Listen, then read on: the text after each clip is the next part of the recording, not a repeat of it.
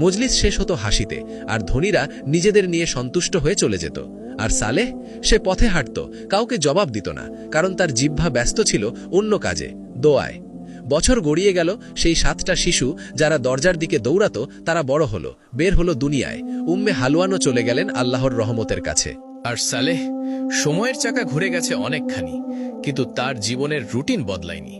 সে তখনও সেই কৃপণ জহিমের গুদামেই কাজ করছে। বছরের পর বছর ভারী বস্তা টানতে টানতে তার পিঠ এখন স্থায়ীভাবে ভারী হয়ে এসেছে। সোজা হয়ে দাঁড়ানোটাও যেন এক যুদ্ধের মতো। তার পা দুটো আর আগের মতো ছিপ্র নেই, কয়েক কদম হাঁটলেই এখন হাঁপিয়ে ওঠে।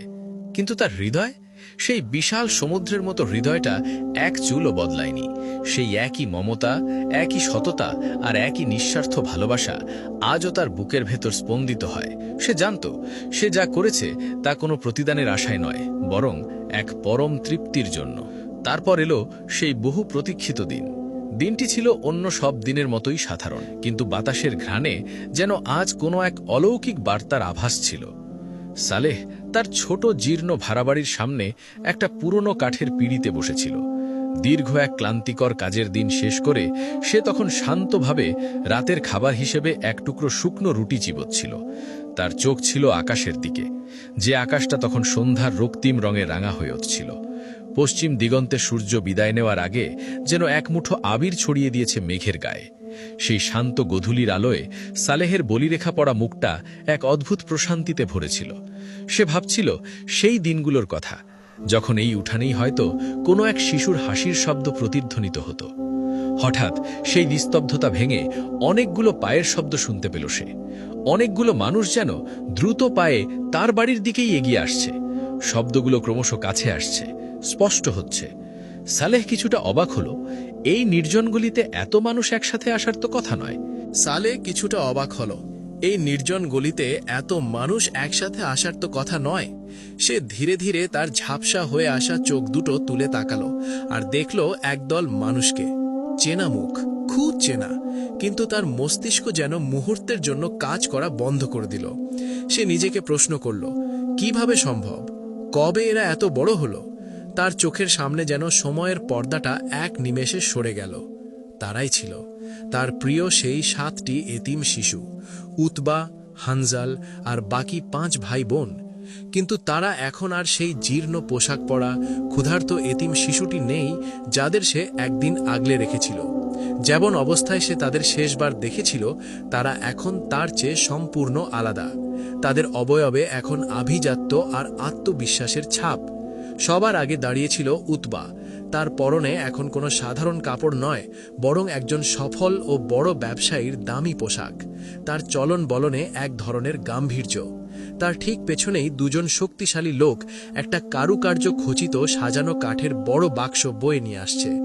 বাক্সটি দেখে বোঝা যাচ্ছিল তাতে হয়তো কোনো মূল্যবান সম্পদ বা স্মৃতিচিহ্ন রয়েছে। তার পাশেই ছিল হানজাল। সে একটা হৃষ্টপুষ্ট গাধা নিয়ে আসছে, যার পিঠে বড় বড় বস্তা আর নানা ধরনের কাজের সরঞ্জাম বোঝায়। হানজালের সেই পরিশ্রমী হাত দুটো এখন আরও শক্তিশালী হয়েছে। বাকি 5 ভাই বোন তাদের পেছনে সারিবদ্ধভাবে দাঁড়িয়ে। প্রত্যেকের হাতেই কিছু না কিছু আছে। কেউ হয়তো দামি কাপড়ের থান নিয়ে এসছে, কেউ বা সুস্বাদু খাবারের ঝুড়ি। তাদের সবার চোখে তখন আনন্দ আর কৃতজ্ঞতার অশ্রু টলমলো করছিল। সালেহ টলমলো পায়ে দাঁড়ালো। তার শরীর কাঁপছিল, বুকটা ধড়ফড় করছিল। সে নিজের চোখকে বিশ্বাস করতে পারছিল না। এ কি কোনো স্বপ্ন, নাকি তার দীর্ঘদিনের ত্যাগের কোনো স্বর্গীয় পুরস্কার? উতবা দূর থেকে চিৎকার করে ডাকল। সেই ডাকের কণ্ঠে মিশেছিল দীর্ঘ বছরের জমানো সব আবেগ, সব আকুতি আর সব ভালোবাসা। সে ডাকল, চাচা সালেহ। সালেহ স্তব্ধ হয়ে দাঁড়িয়ে রইল। সেই একই কণ্ঠস্বর, সেই ছোট্ট ছেলেটার কণ্ঠ যে একদিন গুদামের মালের দাম নিয়ে হাজারো প্রশ্ন করত, যে তার আঙুল ধরে বাজার চিনতে শিখত।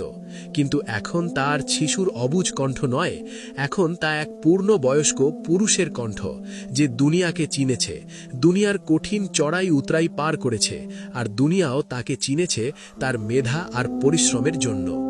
তারা সবাই কাছে এগিয়ে এলো। সালেহের সেই ছোট্ট উঠানটা মুহূর্তেই কানায় কানায় ভরে উঠল। তারা সবাই পরম শ্রদ্ধায় আর ভালোবাসায় তাদের প্রিয় চাচার চারপাশে গোল হয়ে বসল। সালে তাদের দিকে তাকিয়ে রইল। তার মুখে তখন এক স্বর্গীয় হাসি। সে বুঝতে পারল তার জীবন আজ সার্থক।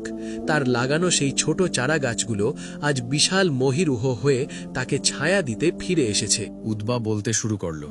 বলল কিভাবে সে বড় শহরে গিয়েছিল, কাপড়ের ছোট ব্যবসা শুরু করেছিল, যুবক বয়সে যা জমিয়েছিল সেই টাকায়। লাভ হলো, তারপর আরও লাভ, একটা দোকান হলো, তারপর গুদাম, তারপর দূর দেশের ব্যবসায়ীদের সাথে চুক্তি। এখন বড় বাণিজ্যিক মজলিসে তার নাম আলোচিত হয়। হানজাল বলল কিভাবে একটা পরিত্যক্ত জমি পেয়েছিল, যার মালিক চাষ করত না। 2 বছর ভাগে কাজ করে সেই জমিতে এমন ফসল ফলিয়েছে যা আগে কখনো ফলেনি। দূরের গ্রাম থেকে মানুষ আসতো দেখতে কিভাবে সে কাজ করে। তারপর আরেকটা জমি কিনল, আরেকটা। এখন এলাকার সবচেয়ে বড় কৃষক। সবচেয়ে ছোটটা শিক্ষক হয়েছে, গ্রামের বাচ্চাদের পড়া আর হিসাব শেখায়। আর একজন দক্ষ ছুঁতার, তার কাজের চাহিদা দূর গ্রাম থেকেও আসে। আর জুয়াইব, যে সালেহের আঙুল ধরত, ছাড়তে চাইত না, সে এখন ভাই উদ্বার সাথে ব্যবসা করে, নিজের পথ তৈরি করছে। তারপর উদ্বা একটু থামল। কণ্ঠটা পুরোপুরি স্থির ছিল না। বলল, আমরা ঋণ শোধ করতে এসেছি চাচা। জানি এই ঋণ শোধ হয় না, কিন্তু চেষ্টা তো করতে পারি। কাঠের বাক্স খুলল, ভরা মুদ্রায়। উদ্বা বলল, এটা দিয়ে একটা বাড়ি কিনুন, যতদিন বাঁচবেন ভাড়া দেবেন না। হানজাল বোঝাই গাধার দিকে ইশারা করল। বলল, এগুলো চাষের বীজ আর সরঞ্জাম। গ্রামের পাশে যে জমি কিনেছি সেটা এখন আপনার নামে। আমি আর আমার ভাইয়েরা চাষ করব, যতদিন না সেটা নিজের পায়ে দাঁড়ায়, আপনাকে স্বাবলম্বী করে দেয়। সবচেয়ে ছোটটা লজ্জায় বলল, আর আমরা ঠিক করেছি এবছর আপনাকে হজে পাঠাবো চাচা, না বলবেন না। জুয়াইব হেসে বলল, ছোটবেলায় বলেছিলাম চাচা, বড় হলে আপনার সাথে কাজ করব। আমি বড় হয়েছি। সালেহ বসে রইল। তার চোখ যা করছিল তা তার হৃদয় এত বছর তাকে করতে দেয়নি। কঠিন দিনগুলোতে কারো সামনে কাঁদেনি। বাজারে যখন হাসি তার পিছু নিত, কাঁদেনি। যখন মজুরি ছিল শস্য আর তেল, তখনও কাঁদেনি। কিন্তু এখন স্বস্তির দিনে চোখ মুছতে পারল না।